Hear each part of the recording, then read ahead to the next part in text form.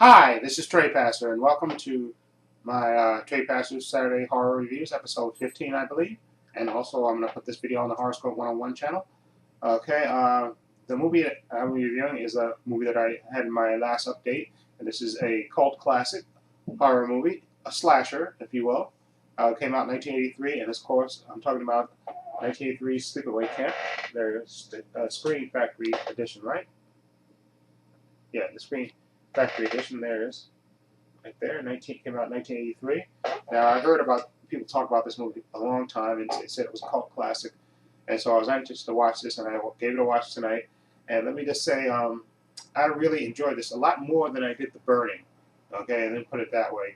You know, The Burning was a similar camp type horror slasher thing, but I like this movie a lot more.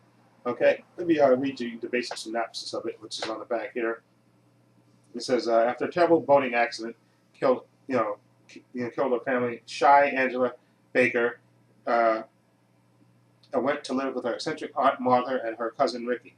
Okay, the summer Martha decided to send both of them to Camp Arawak, a place to enjoy the great outdoors. Shortly after their arrival, a series of bizarre and violent accidents began to claim the lives of various campers as a dark secret returned to the camp's past over the unspeakable horror in the summer season draw. From its grisly makeup effects, I won't read the rest. Okay, but anyway, this movie stars Felissa Rose, as Angela. Okay, and Jonathan Thurston as Ricky, her cousin. And then you have Karen Fields playing Judy, I guess the camp bitch, the hottie of the camp, who's a real bitch. Then you have Christopher Colette, who plays Paul. Sorry about the bus noise, the window's open.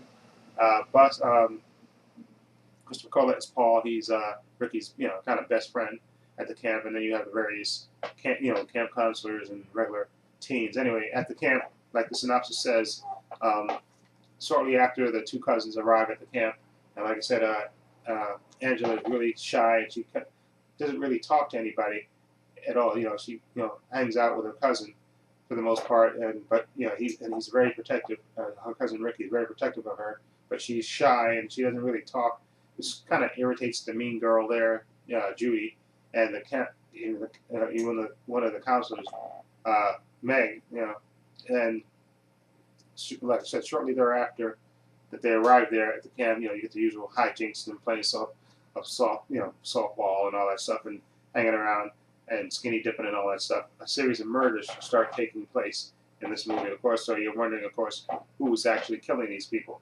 Okay, and like I said, I really enjoyed this movie a lot. It was a lot more than I thought I was gonna.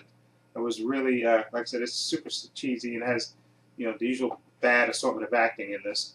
But is there something about this movie that just appeals to me? And I think it is the young actress who plays Angela. I think she was very sympathetic as a character. Played by Angela, played by Felissa Rose, and I also liked the actor who played her cousin Ricky, Jonathan Thurston. I thought he was really good too, as the guy that was he was protective of his cousin, and he was all around a good guy at the camp. He was and he even called the bitch girl who apparently he was close to in the previous camp, but in this camp she was basically kind of ignoring him, and he called her out on her crap.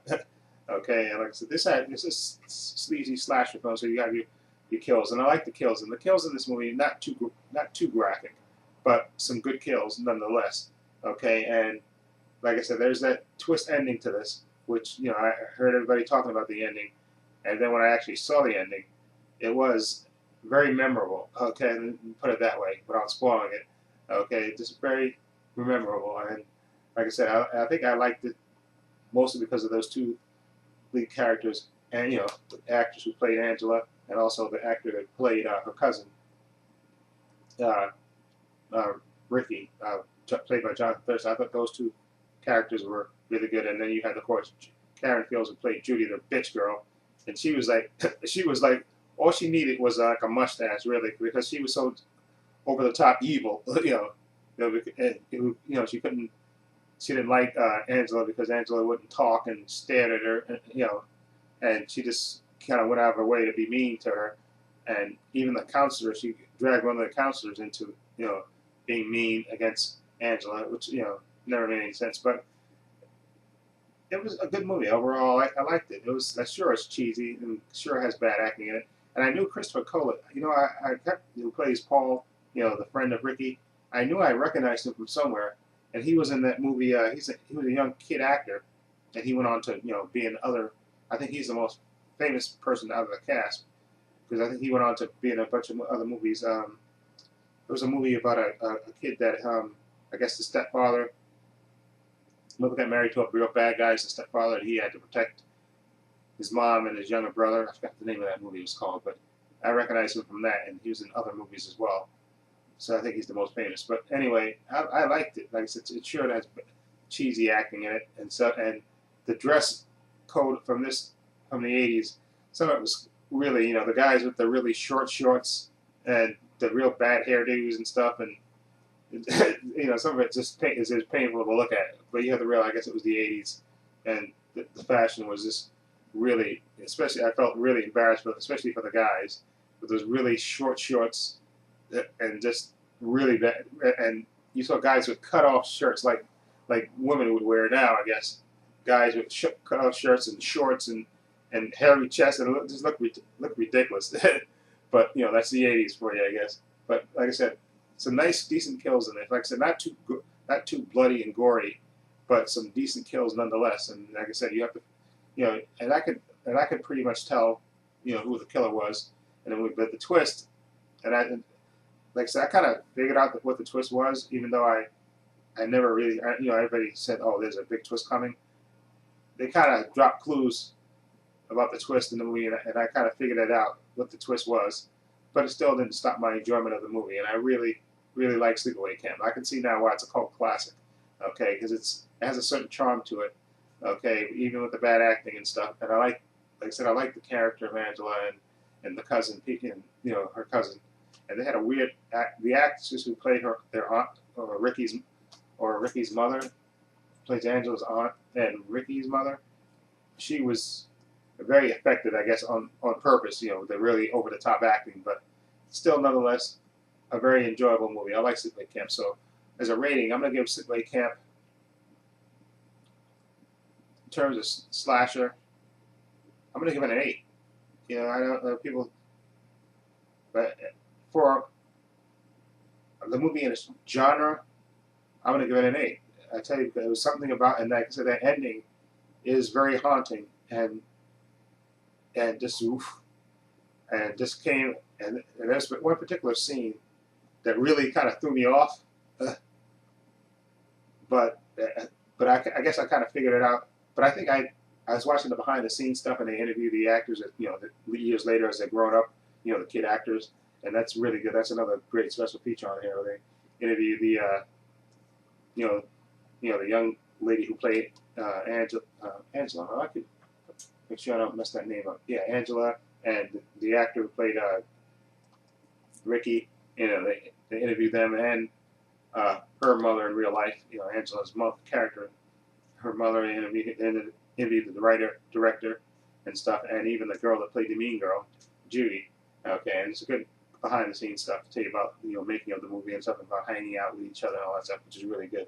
And again, for its genre, I like this. This is sort of super cheesy, but it has a certain charm to it, and I actually like this a lot better than The Burning, to me. Okay, I know it's a similar type of movie, but I like this one better. There's something about this one, and I know they made a bunch of sequels and stuff, which I haven't never seen. I want to see the original, so I'm glad I picked this up. So I'm gonna give it an 8 out of 10. I really enjoy it for the genre that it's in, and sure it has bad acting in it and guys with fake mustaches. And there's a cop in this movie. He has such a fake mustache. It's so ridiculous. It looks like a piece of tape, a black magic marker. Somebody took a black picture and drew a mustache on it with a black marker and cut it out, and then he basically taped it to his face. That's how bad it looks, okay? Which is kind of funny. And like I said, the fashion sense is ridiculous, over the top. You look at it and you go, oh, Jesus Christ. Shouldn't these people be embarrassed walking around with that stuff on? But I guess that was the '80s. So anyway, an 8 out of 10 for me for Sleepaway Camp. I can see exactly why it's a classic. And to me, it was entertaining, and I like the twist, and I like the actors who played those two characters, Angela and her cousin. Okay. Anyway, and also there was another actor in that was like a character actor who played like the head of the the camp, and as the murder started going on, he started acting like the character in Jaws, like the mayor, like not wanting to keep things hush hush, and so the people wouldn't leave the camp. You're trying to cover things up, and he was funny too. That older actor, and he's a character actor. I forgot what his name was, who runs the camp. He was a super, and he was I'm trying to remember what his name was. But it doesn't matter. He's people know what I'm talking about when they watch the movie. He's the oldest actor in the movie, and he's kind of funny. He's trying to cover up trying to keep the murders low key so people wouldn't leave the camp. I thought he was funny. Anyway, let me know what you think. If you've seen Sleepaway Camp, I think most horror fans have seen it. Like I said, I've never seen it, and I actually am glad I have known this. But like I said, I like this one better than The Burning, because I think The Burning, even though it had a young Jason Alexander and young Holly Hunter, I think was in that as well. I like this one better, and the twist and the ending is definitely memorable and definitely stays with you after watching it. It is unforgettable. Okay, put it that way. And I can see what people meant now that I've seen it.